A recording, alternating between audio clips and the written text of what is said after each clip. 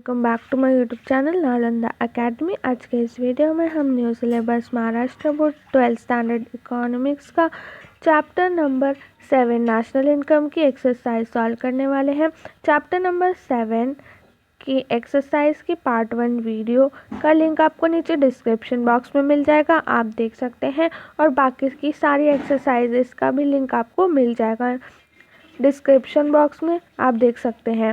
Chapter number 7 की part 1 video के अंदर हमने question number 1 to question number 4 discuss कर रहे थे और क्वेश्चन नंबर 5 आज हम डिस्कस करेंगे लास्ट क्वेश्चन तक। क्वेश्चन नंबर 5 से लेकर हम पूरी एक्सरसाइज आज की वीडियो में कवर करने वाले हैं। आप मुझे फॉलो भी कर सकते हैं इंस्टाग्राम पे, लिंक आपको नीचे डिस्क्रिप्शन बॉक्स में मिल जाएगा। और अगर वीडियो अच्छी लगती है तो वीडियो को लाइक ज़रूर कर देना, चैनल को सब्सक्राइब कर देना। चैनल को सब्सक्राइब करके बेल नोटिफिकेशन को सभी को ऑल पर सेलेक्ट करना है, ताकि जब भी मैं लाइव में टेस्ट लेती हूँ आप सभी का, तो आप लाइव टेस्ट में पार्टिसिपेट कर सकते हैं।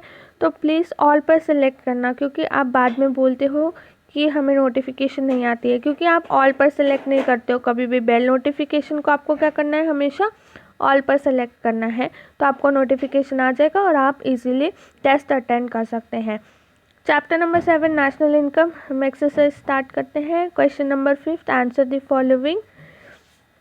फर्स्ट क्वेश्चन है, explain the two sector model of circular flow of national income. जब मैंने आपको ये एक्सप्लेन किया था चैप्टर नंबर 7 में, तो मैंने आपको बोला था कि ये जो क्वेश्चन है वो बहुत इंपॉर्टेंट होता है। तो अगर जिसने भी नहीं देखा है circular flow of national income का वीडियो, तो लिंक आपको डिस्क्रिप्शन बॉक्स में मिल जाएगा, आप देख सकते हैं। एक्सप्लेनेशन और क्वेश्चन का आंसर अभी आप स्क्रीनशॉट ले सकते हैं, ठीक है। तो यहाँ पर देखो ऐसे लिखना है आपको, जैसे मैंने लिखा है circular flow of national income का आंसर। और आपको उसके साथ में देखो डायग्राम जो मैं स्क्रीन पर दिखा रही हूँ ये मैंने बनाया है, आपको सर्कुलर में ही बनाना है, ठीक है। आपको सर्कल के अंदर ही ये ऐसे सर्कुलर फ्लो में ही डायग्राम को ड्रॉ करना है, स्क्वायर शेप में मत ड्रॉ करना, सर्कल में ही ड्रॉ करना है। आप ड्रॉ कर सकते हैं ऐसे, और आप एक्सप्लेनेशन की वीडियो भी ज़रूर देख लेना। यहाँ पे ये जो स्क्रीन पर आपको आंसर दिख रहे हैं, आपको ऐसे लिखना है, स्क्रीनशॉट ले लेना और सिस्टमैटिक वे में लिख लेना, ठीक है। नेक्स्ट अब यहाँ पर क्वेश्चन नंबर 2 है, explain the importance of national income. वैसे तो importance of national income reduced syllabus के अंदर है, लेकिन अभी सिर्फ और सिर्फ 2021 के लिए, ठीक है। ये जो एकेडमिक ईयर है 2021 इनके लिए ही रिड्यूस्ड है और बाकी सभी को कवर करना है, इसलिए मैंने एक्सरसाइज में सबके लिए ये क्वेश्चन का आंसर लिखा है। यहाँ पर आपको क्या करना है, पहले इंट्रोडक्शन लिखना है और उसके बाद में importance of national income heading डालना है, और सारे के सारे जो पॉइंट्स है, first point for the economy, second point है नेशनल पॉलिसीज़, थर्ड पॉइंट है इकोनॉमिक प्लानिंग, ये सारे एक्सप्लेन कर देने हैं, ठीक है। ये सारे के सारे एक्सप्लेन करने हैं आपको, जैसे दिख रहे हैं स्क्रीन पर, आप स्क्रीनशॉट ले लेना और अपनी नोटबुक में अच्छे से लिख लेना। ये 6th पॉइंट है और हमारा यहाँ पे क्वेश्चन नंबर 2 एंड हो जाता है, ठीक है। अब यहाँ पर क्वेश्चन नंबर 3 देखते हैं, ये तो सभी के लिए है। Explain the features of national income. Features of national income को एक्सप्लेन करना है, लेकिन फर्स्ट आपको क्या करना है, इंट्रोडक्शन लिखना है। और इंट्रोडक्शन के अंदर देखो मैंने एक डेफिनेशन लिखी है अकॉर्डिंग टू NIC। आपको जो भी इजी लगती है डेफिनेशन आप लिख सकते हैं। पिग्गी और फिशर की भी आप डेफिनेशन लिख सकते हैं, कोई प्रॉब्लम नहीं है। मैंने यहाँ पर सभी के लिए NIC की डेफिनेशन लिखी है। नेशनल इनकम कमेटी ने जो डेफिनेशन दी है नेशनल इनकम की, मैंने ये वाली लिखी है, ठीक है। तो आप कोई भी डेफिनेशन लिख सकते हैं, आपको जो पसंद है, पिग्गी या फिशर दोनों में से एक की, किसी की भी लिख सकते हैं। और मैंने ये डेफिनेशन इसलिए लिखी है इंट्रोडक्शन के साथ, क्योंकि आपका जो आंसर है वो ज़्यादा इफ़ेक्टिव लगना चाहिए। अगर आपको नहीं याद हो रही डेफिनेशन तो इट्स ओके, आप मीनिंग भी लिख सकते हैं। ये देखो स्टार्टिंग में जो मीनिंग है, ये जो स्टार्टिंग में मीनिंग है आप इतना भी लिख सकते हैं, और अगर आपको डेफिनेशन याद नहीं होती है, ठीक है। ये मैंने इसलिए लिखी है डेफिनेशन क्योंकि आपका ज़्यादा आंसर इफ़ेक्टिव लगेगा। और अगर आपको सिर्फ और सिर्फ मीनिंग से भी आप इसको इंट्रोडक्शन का पार्ट इतना लिख सकते हैं, ये आपके ऊपर डिपेंड करता है कि आपको क्या करना है। तो आप मीनिंग भी लिख सकते हैं, और अगर आपको अच्छा लगता है तो आप डेफिनेशन भी उसमें ऐड कर सकते हैं। इंट्रोडक्शन के नीचे आपको ये डेफिनेशन अगर आपको याद हो रही है तो आप डेफिनेशन ऐड कर सकते हैं। मैं क्या बोल रही हूँ, आपका आंसर ज़्यादा इफ़ेक्टिव लगेगा। और अगर नहीं आप लिखना चाहते हैं तो इट्स ओके, आप सिर्फ इतनी जो मीनिंग है, ये वाला पैराग्राफ जो ऊपर का पैराग्राफ है ये वाला, आप ये भी इतना भी लिख सकते हैं, ठीक है।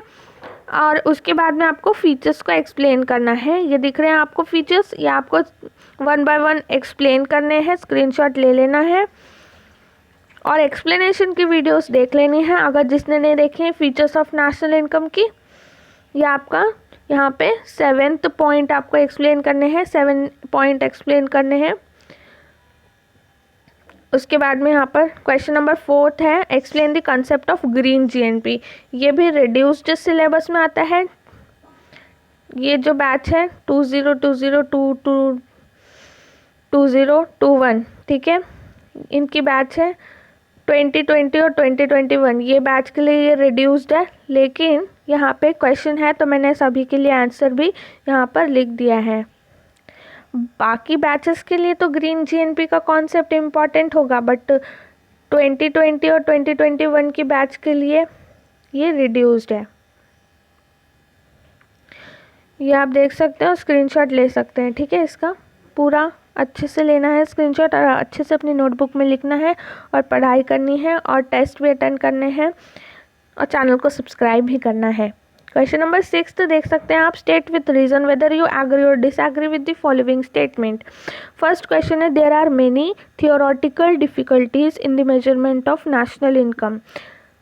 अब आपको फर्स्ट लाइन क्या करनी है, हमेशा याद रखिए, आपको पहले बताना है कि आप ये क्वेश्चन से एग्री करते हैं या डिसएग्री करते हैं। तो आपको लिखना है I agree with the above statement, क्योंकि हमें पता है कि बहुत सारे थियोरेटिकल डिफ़िकल्टीज़ हैं जब हम मेजरमेंट करते हैं नेशनल इनकम को, ठीक है। तो बहुत सारी थियोरेटिकल डिफ़िकल्टीज़ हैं, तो आपको लिखना है I agree with the above statement, there are many theoretical difficulties in the measurement of national income. उसके बाद में आप इंट्रोडक्शन लिखना है। इंट्रोडक्शन के बाद में आपको यहाँ पर देखिए अकॉर्डिंग टू NIC, मैंने बताया नेशनल इनकम कमेटी की डेफिनेशन मैंने लिखी है। आप चाहें तो पिग्गी और फिशर में से किसी की भी डेफिनेशन लिख सकते हैं, आपको जो इजी है। और अगर आपको नहीं डेफिनेशन याद होती है तो आप स्किप भी कर सकते हैं। उसके बाद में आपको ये देखिए सारा मैंने एक्सप्लेन किया है। थियोरेटिकल डिफ़िकल्टीज़ और कॉन्सेप्चुअल डिफ़िकल्टीज़ दोनों सेम है। आपको ये सारे पॉइंट्स को एक्सप्लेन करना है 1 बाय 1। आप स्क्रीनशॉट ले लेना और अच्छे से अपनी नोटबुक में लिख लेना। 3rd point unpaid services. 4th point production for self consumption. और अगर आपको एक्सप्लेनेशन की वीडियो देखनी है तो भी आपको लिंक नीचे डिस्क्रिप्शन में मिलेगा। मैं सारे डिस्क्रिप्शन में लिंक डाल दूँगी, आपको जो भी क्वेश्चन का आंसर का एक्सप्लेनेशन चाहिए आप देख सकते हैं। नेक्स्ट अब यहाँ पर क्वेश्चन नंबर 2 है, under output method value added approach is used to avoid double counting। आपको लिखना है I agree with the above statement। It occurs when the cost of intermediate goods used by a business to produce a finished good are included in the computation of national gross domestic product।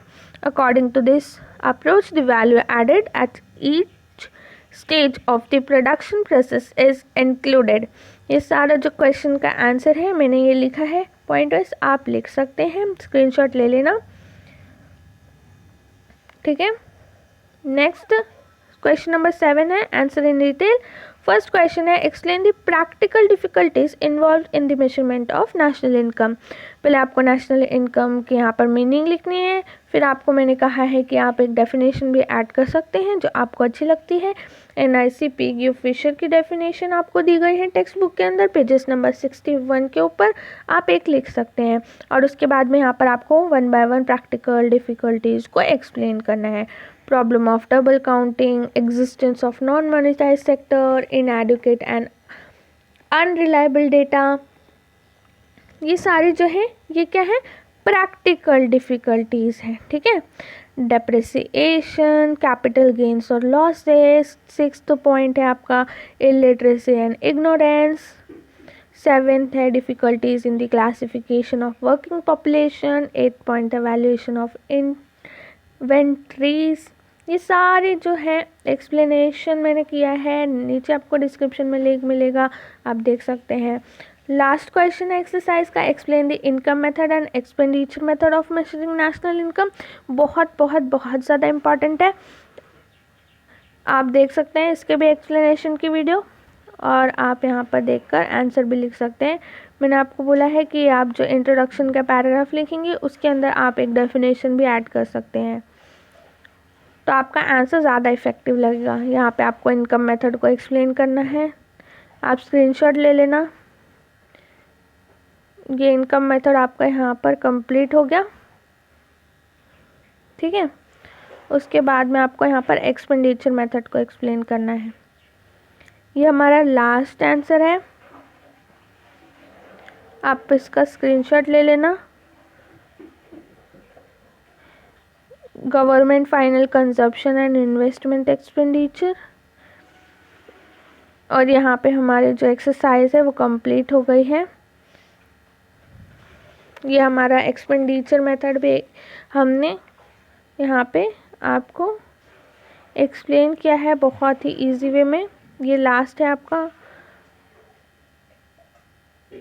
और अगर explanation चाहिए तो आप videos देख सकते हैं, link आपको नीचे डिस्क्रिप्शन बॉक्स में मिल जाएगा। Thank you so much for watching, मिलते हैं नेक्स्ट वीडियो के अंदर।